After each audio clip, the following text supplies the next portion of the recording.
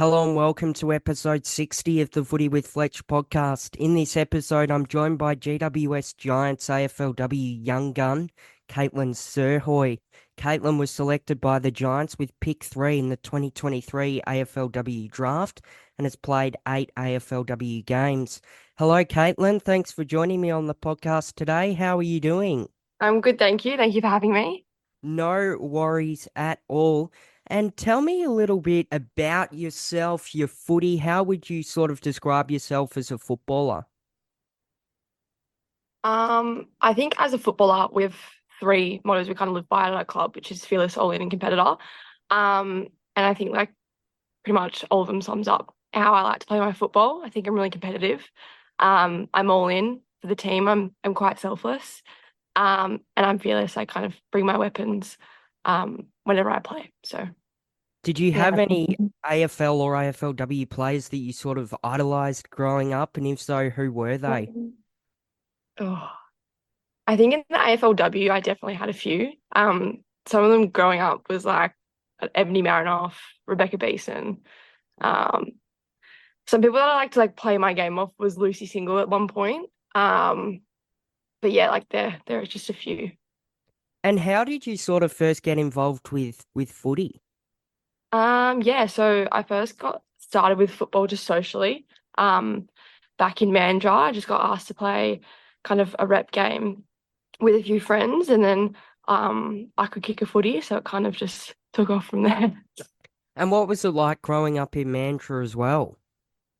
Yeah, it was actually not that bad. Like, people have a lot to say about Mandurah, but personally living there, I think it wasn't that bad. I had a good childhood, I had a good education, and I live by the beach, so you can't complain. And you played basketball growing Yeah, up and sort of first started playing footy at around 14 years old. What yeah. was it like playing basketball growing up? Yeah, I think I loved basketball when I was younger. I always thought I was going to be a basketball player when I was older.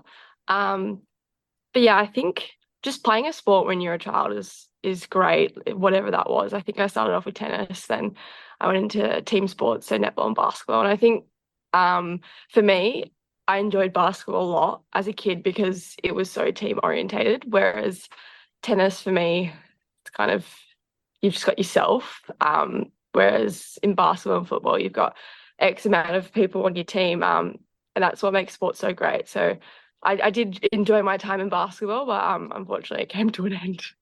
And you won the Most Valuable Player award for Best on Ground in the 2022 AFLW Under-17 Futures game. What did that mean to you? Yeah, it was really cool.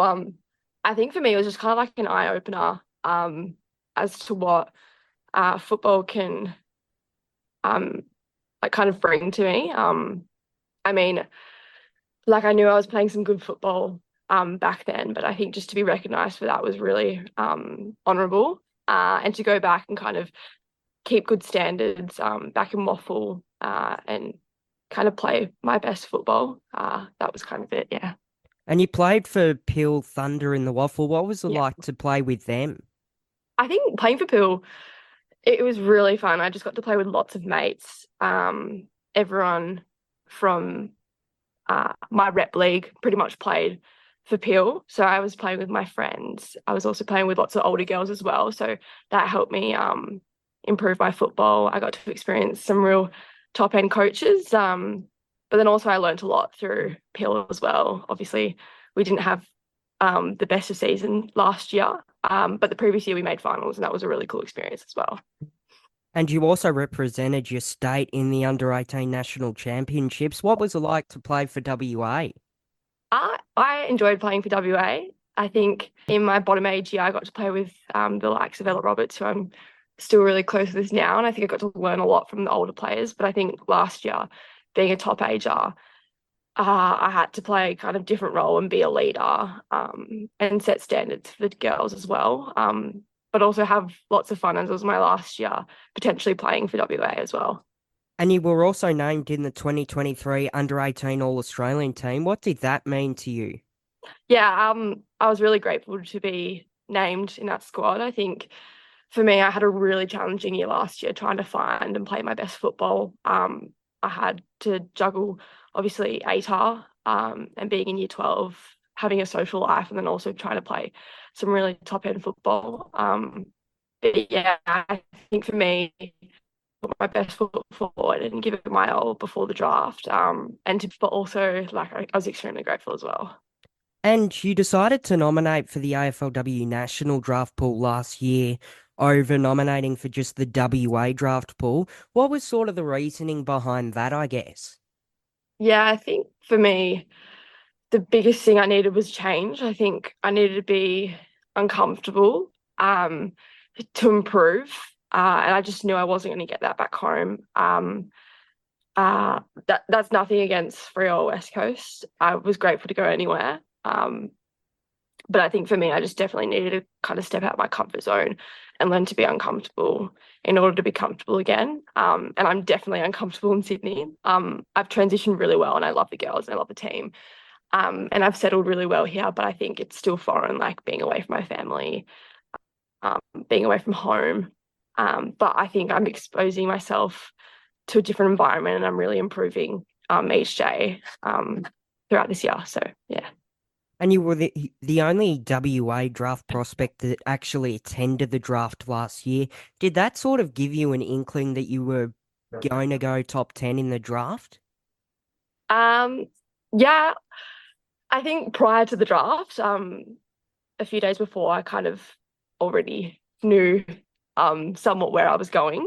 But to be invited to obviously Melbourne for that occasion, I knew probably 2 weeks in advance. So I think everything was kind of under the covers, like no one really knew where that was going. But I think when you get that invite, you have somewhat of an inkling that you're going to be in the top 20. But then again, you never know what's going to happen. You never know until your name's called out. But I think it was really special to bring my family over and be well supported, but also to be with the club on that night as well was really special. And you were selected by the Giants with pick 3 in last year's draft. What did it mean to you to be selected with pick 3? Um, yeah, for me, I try to tell myself numbers don't really mean anything. And whatever pick I got picked up with, I get the same opportunity as anyone else. But I think being selected with pick 3 with Giants and being their first pick as well, that was really special. It made me feel like I was wanted, and that the club actually wanted me for my traits and my strengths. And that gave me a lot of confidence heading into preseason, that I was there for a reason. I was chosen for a reason as well. Yeah, and I think overall, it really boosted my uh, self-confidence in my football abilities, which is probably something I've lacked in the past. But when you're at this level, you're all handed the same resources and stuff like that. It's just how you go about it as well. So yeah. And what was it like moving from WA to New South Wales halfway across the country? Yeah. And how did you find settling in? Yeah. Um, I think the transition was obviously a lot. It was really full on. It was hard. Like moving away from my parents as well. Lots of tears. But I think the club has made me feel really well supported, and the transition was really seamless in traveling over here. I think it's more just getting homesick and stuff like that. It's a long time without seeing your family and friends, and being in such a familiar setting as well. And then obviously, like you kind of just learn like the cost of living, like buying all your expenses, your groceries, your rent. It's crazy. Like I'm only 19 and I never thought I would be living out of home, especially in Sydney. But it is hard at times, but you're grateful for the times you have here in football. And I'm super busy as well, so it's really hard to get upset when you're just full on. But yeah. And you made your AFLW debut in round 1 of this year. What did that mean to you? Yeah, that was so special. I think definitely one of the best days of my life so far. like this has been a childhood dream to kind of live out a footy career, and then obviously to debut round one of the season was something I worked really hard for in preseason, and obviously it's not given to you, you earned it. So that was something I told myself, is that I definitely earned my spot in round one. I just wanted to go out there and have fun and really soak it up and just be really present with my family and friends. And we got the win as well, which was really nice. What was it like, I guess, as well, to get the win in your first game? It must have been a bit of the celebrations after must have been a bit crazy. Yeah, I think we worked throughout preseason just focusing on Bulldogs in round one, and what we can do to win that game. And everything we did in preseason obviously was to get fitter, stronger, and better fundies. But I think everything leading up to that was just focusing on round one, and how we can expose the Bulldogs. And winning was really, really special. I think it was a reward for obviously the 3 months of preseason we had.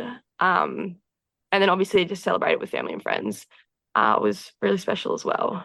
And then in round three, you were nominated with the AFLW Rising Star Award, having 20 disposals, 14 of them contested, going at 75% efficiency, also laying 6 tackles and gathering 4 clearances. What did you make of that game? It was a draw, but what did that sort of all mean to you? Um, Good question. I think that game has a lot of mixed emotions. Obviously, we drew, but I probably played my career best game as well. Uh, but I think we took a lot of learnings out of it. Obviously, if we're in that position again, we know what to do this time, which is really what's the word? It's really good to understand, like, if we are in that position again, where we can improve, I guess, and take learnings out of it. But also for me, like, um playing one of my career best games was really special as well. And then getting obviously the Rising Star after a draw made it feel a little bit better. But it would have been nice just to get the win. And then round seven against the Crows, you unfortunately injured your knee in an incident Yeah. during the game, scan subsequently revealing damage to your PCL. What was that injury sort of like to deal with, and what's the recovery sort of look like for you? Yeah. Yes, I did my PCL. I think for me, I was just grateful I got to play as much games as I did. And obviously we are not playing finals, and we only have 3 games left. So I think for me, in my head, um, it was just kind of being grateful for the games I got to play. And I've had injury in the past where I was out for a year, and I'm only out for about 4 months. So I think kind of putting that into perspective, it's not as bad as it could have been. Um, but my recovery, I'm in a brace for 8 weeks, seeing my surgeon again. And if everything's healing well, then just 4 months worth of recovery, and then hopefully back for preseason next year. And I guess as well with the AFLW, you've got such a long off season, the Yeah. pre-season's 2 or 3 months, and then you only play 11 games in the home and away season. Next year, they're expecting it to be 12. What is it sort of like to have such a long off season, a short pre-season, and then it's really only a 3 month season? It's already the last round of the home and away season. Yeah, it's pretty. Everyone said at the start of the year, like, it just flies, and you don't really understand that until you've actually lived it. And it does fly; it goes so quick. Um, but I think for me, obviously, and every other player, we'd want a longer season. That's the goal. But I think it gives us an opportunity to go back in the off season and reset. Obviously, um, especially living away from home, I get the opportunity to go back for X amount of months. But like, we will come back, I reckon, in around March, and come together as a group and um, get to work on our fundies and just little things like that. But it just gives us a little bit more time to improve on things that we didn't do so well this year, I guess. So, And what did you sort of learn from your first year in the AFLW? Were there any big takeaways or big shocks? um, lots of shocks, lots of welcome to the AFLW moments. But I think for me, definitely just the pace of the game. It goes up a notch. Like, it's so much faster. Transition running's like a lot. a lot harder. And obviously they're just bigger bodies and quicker players, better IQ, better fundies. You really do get exposed if you're not quick to react. If you're lazy, like it's a pretty full-on environment in the AFLW. And that was something that I had to learn quickly in order to debut for round one. We had two practice matches and it was so different. I think playing VFLW at the start of the year, I thought I was cruising a little bit, and then we played those pracky matches, and it was kind of just like boom, like in your face. This is what AFLW is like. But I think we were conditioned pretty well in preseason to live up to those expectations throughout the year, and I think we've done that as a group. Do you have any pre-game superstitions or rituals that you undertake before a game? Mm. I have to wear my hair normally the same, so I have two braids up here into a ponytail. I also have to wear the same sports bra, and then I always have a piece of tape on my wrist with three key points that I want to execute in my game. And then I also give two hair luckies to one of my coaches randomly for good luck. And if you don't mind me asking, what are those 3 points that you normally write on your wrist? Yeah, for me, the main three are always anticipation. So I just write and that's just to like always be on your toes. Be proactive, not reactive. And then I write scan. So just swiveling my head, always scanning, whether that's in offense or defense. And then the last one's kind of mix and match depending what I'm feeling. I'll either do a smiley face just to go out and have fun, or I'll write like work rate or run or D1, A1, something like that. And what do you think are the biggest attributes of your game? I think my composure. That's something that I think the coaches really see in me is my just ability to be really composed in certain situations, especially as a 19-year-old. And then probably just my competitiveness. I think I don't like losing. I really don't like losing. Um, what else? Maybe just fearless. I go out and have a crack. And yeah, just my work rate. And what are some of your interests outside of footy? I'm studying at the moment. I'm also working back home. I like to surf a bit, not so much here. I just like moving my body, like whether that's hanging out with friends, going on walks. Um, I like painting, just stuff like that, just random stuff. And what are you currently studying at the moment? Studying physio. Well, that goes I, hand in hand with footy. So how have you sort of yeah, found that? yeah. It's actually, especially getting injured. Like the physios will say stuff to me. I'm like, oh, I knew that in my lecture. Like just stuff like that. That's pretty cool. Um, but yeah, it's fun. And a couple of quick fire questions. Who do you think is the funniest teammate at the club? Oh, so many. I think someone that always makes me laugh is Pepper Randall. Like she'll say something and it's not even funny, but I think it's funny. Or maybe Ailish O'Dowd. She's like not funny, but she's fun. Who do you Oh, think's no. the messiest teammate? Oh, I think a lot of people would say me, especially my locker buddies. But Fleur's got a pretty messy locker. Actually, Fleur. Yeah. Who's the nicest teammate? Tani Evans. And the most annoying teammate?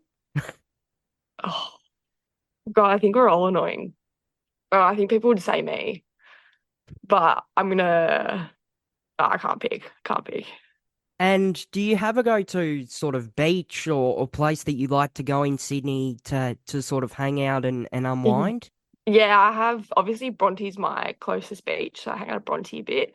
But I'm like obsessed with the northern beaches. I have a lot of friends up there, so Manly as well. But definitely those two. And just finally as well, what do you think is the best part about living in Sydney? The beaches. The beaches are really nice. Well, Yeah. thank you so much, Kaitlyn, for joining me on the podcast today, and all the best of luck with your recovery. And Thank can't you. wait to see you back out on the field again next season. Thank you. I appreciate it. Thank you for having me.